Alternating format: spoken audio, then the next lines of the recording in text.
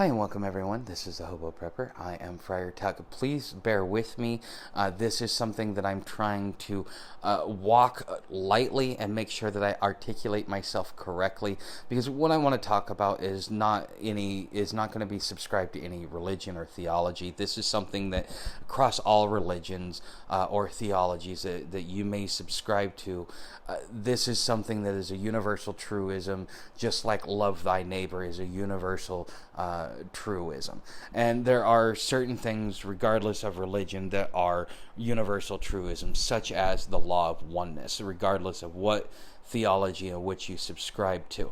So I'm going to try and make sure to keep this completely religious, unspecific. I want to tell you a story that brought me to a point to kind of help drive it home and explain to you what the law of oneness is and why it's so important to you. So please bear with me, and thank you for watching, for those of you that have stuck around this long. So let me go ahead and get into my story.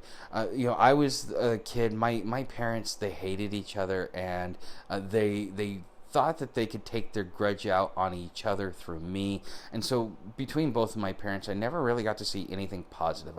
All I got to see was negativity, hate, and vitriol, because it wasn't that they hated me directly, it's that they saw the other in me, and then that sparked their rage because of how much hate and anger that they had towards each other. And being raised like that, it's going to cause a lot of issues later on, because what would end up happening is later on when I would get married is that, because that was the example that I got of how you're supposed to treat the people that you care about most, that's how I treated my ex-wife. And I have no grudge against her for leaving me, because in a lot of ways I earned it, but it also taught me an important life lesson, which is why I'm talking about the law of oneness. And at this point in time, I'm just barely beginning to be exposed to the Meyer material because of the birth of my son, who's about a year and a half, almost 2 years old at the time. And because of everything falling apart, I actually went through a period of time where I tried to commit suicide. And the first time I tried to drown myself, wasn't successful. Then I tried to starve myself, went 6 days, that was unsuccessful. Plus I'd had an allergic reaction to medication, which did even more damage to my whole body, because I had to go into a crisis center.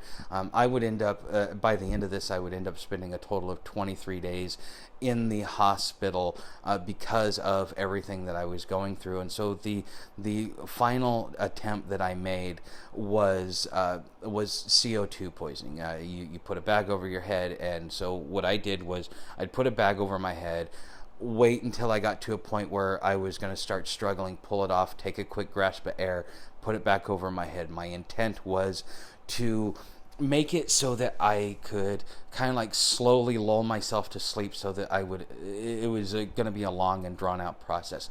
But during this process, there are other things that happen, because again, when you die, that's what your spirituality is about, is not really what happens to you after you die, but the process of death and rebirth, and just the mechanics of the universe. We in this physical realm only have the ability to speculate what goes on the other side, and what the other side really is, which is probably why we have so many different religions to begin with, is because everybody has a different idea of what happens to you when you die.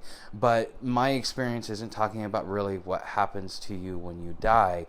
This was the universe, my creation, that was actually answering me in the only which way that I could hear, because I was raised in so much hate. I never actually knew what love felt like. I never knew what the positive side of the world really is. And so right before you get to that point, there's certain stages that you get when you're going through suicide, before you actually pass away, because your body has so many different natural defense mechanisms that are going to prevent you from going through that process and from being successful. And it's you have to be aware of them as you go along. And this is something that if a person ever gets to this point, you can't stop them. There's no way to stop them. At least from my experience, it's people who say, well, I'm suicidal. What they're really saying is that they're hurting, they're in pain, and they just don't know how to articulate what it is that they need. But you will finally reach that point when you finally say, okay, enough is enough. And instead of being vocal about it like you have been, now you're just going to be silent about it. You're going to go into a corner and you're going to do it privately, because you don't want anybody to stop you. Usually the people that are speaking about it, they want you to stop them. Okay? And so, I got to that point where I was starting to lull myself to sleep. And you come to this point, I like to call it your moment of truth. It's they say the same thing in the military, right when you're going through process, they call that like the moment of truth, because they get to find out who you really, really are. And as I start to drift off and drift away and kind of start to go into the lull of the sleep to actually finish the job, I had to actually make sure that there are certain questions that will come to you naturally. It's like, do you really want to do this? And it's like, yes, I have no more will to live. This is, I don't even have the will to pull the bag over my head. And then the next thing that I felt was, for the first and only time in my life, I got to feel what true love really, really is. It's not something that you can explain. It's not something that you can articulate. It's only something that you can feel, and then you just know. And that's the only which way that I can explain it. And this is actually, so I get to this point, and for the first time in my life, I got to feel real love. And I got to see a vision of me playing with my son earlier that day, because one of the last things I wanted to do before I offed myself was I wanted to see my son, because he was the most important thing to me, even more important than my wife. And that's one of the things that she was really mad at me about, was that I treated my son with such care, but I was so mean and hateful and cruel towards her. And there's no excuse for what the way I treated her, but at least now I know, when I understand, and I'm able to move forward and fix what is wrong with me. And so I got to see that vision, and I got to and I got to have that last memory, and in that last memory is when I felt all that love. And it was kind of something that opened up my mind's eye, my spiritual eye, not my physical eyes, in the sense that I was able to understand more of what was going on around me and kind of everything that was going on. And so why is this important? And here's the conclusion, or the correlation to that. The reason why this is so important is because, at least the way that Meyer explains it, is that at the time, the way a universe is created is when two universes collide with each other, and when they collide, they create another universe, which causes a big bang. And all that energy from that big bang is what causes the universe to do a continuous expansion. And as the way that he explains it is that the amount of energy that was used to make that came from that blast, if you take just a split second of a split second of a split second, that is the spark of life that is in all of us. So the spirit form that we talk about in the different religions and theologies, this is essentially where it came from. Its source. It is the life of the explosion that brought all the life into the universe. It is a part and parcel part of creation itself. And that is what lives within us. And so creation itself, and to create life, and I think that this is even what Jesus or Emmanuel was teaching, was the law of love. And the law of love is love is what allows things to be created. It is what gives us the abundance that we have in the universe and on our own planet, is the true love of creation itself for us. And when I was going through that period of time, and when I reached that moment of truth, at that split second, I was able to tap into the universal consciousness and to feel the same love that creation itself has for you and me. But the thing is because that same spark is in everything that is living, including rocks, plants, trees, even the earth itself is a living organism, and it's a bioorganism the same way that we got trees and so on and so forth, but it is a living organism. And so when you come to that understanding, it is much easier to understand that just as that spark of life is in you, that spark of life is in everything else. And so therefore, when you're doing things to other people and you're doing things to the environment and the rest of the universe, it is like you're doing it to yourself. And this is the lesson that I learned in that brief split second. It's almost like an instant download of information. And so when I read it later on through Meyer, it helped me understand a little bit of what was going on with me on a universal and on a conscious level.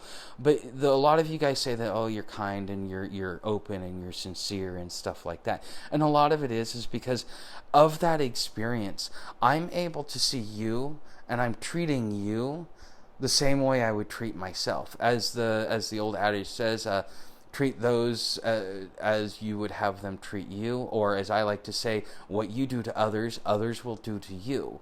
And so what it is that you do and the way that you interact and react to the world is exactly how the world is going to interact and react to you. A lot of things that I tell people that really confuse them is, you tell me how to treat you, because that is essentially how the law of oneness works. So if you come across somebody and let's say they're being passive aggressive, well, that is a bad trait. It's somebody who's weak-willed, weak-minded, and just doesn't have the guts to say what they really think or what they really feel. And so therefore, they're telling you that you don't need to be honest with them, that you don't need to really be upfront and tell them exactly what you think and how you feel. Because again, under the law of oneness, you're teaching people how to interact with you. This is it also goes down to your thoughts, because before any word that you speak, there is a conscious thought.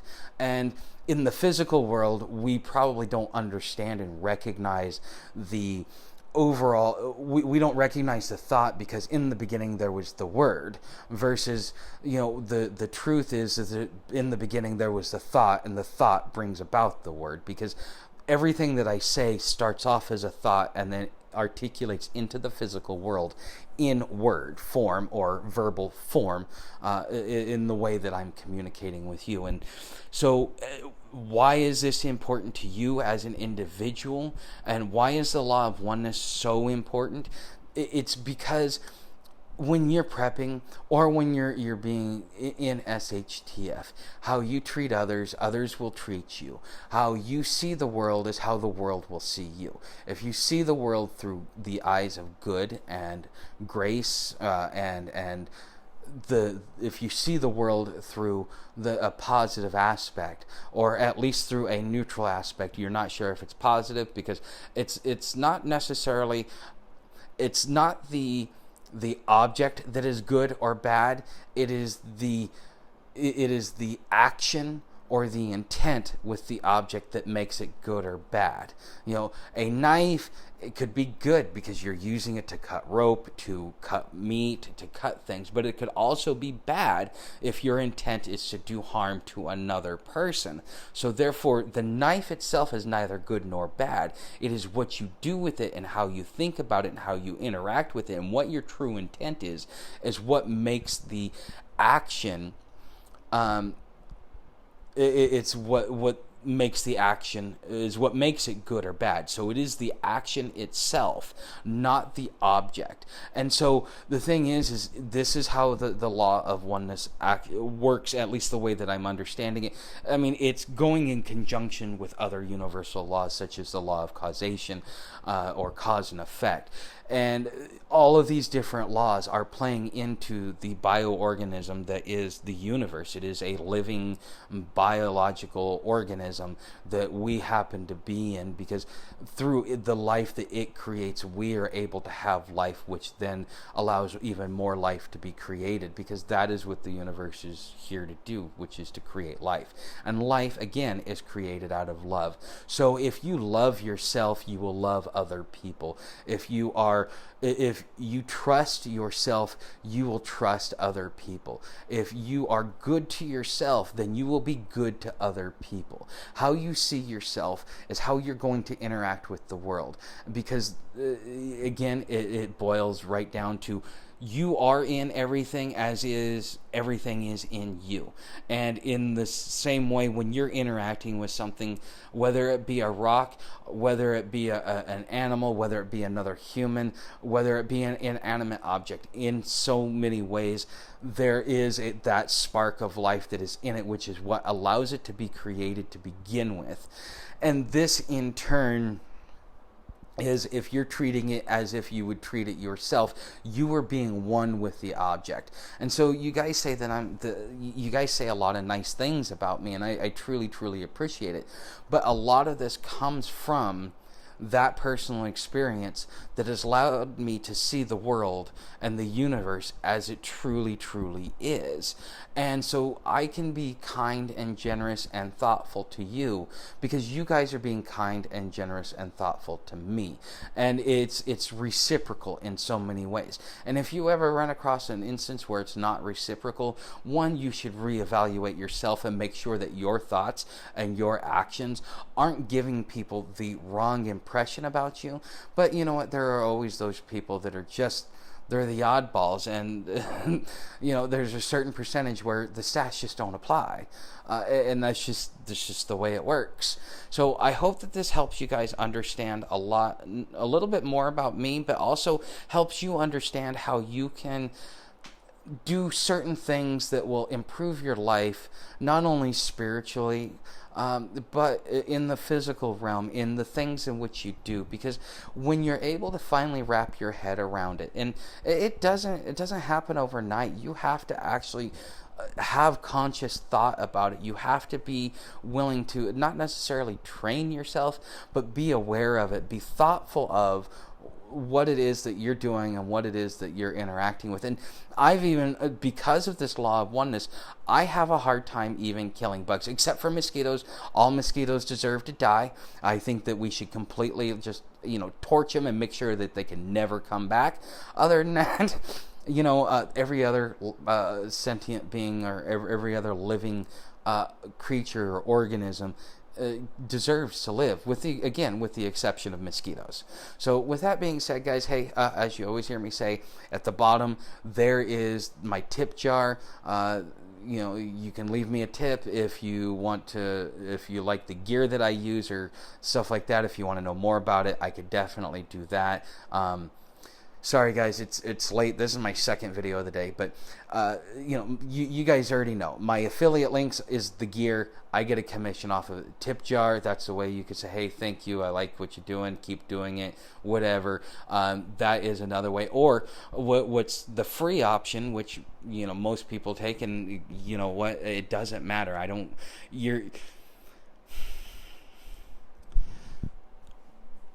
Money is a representation of commercial energy.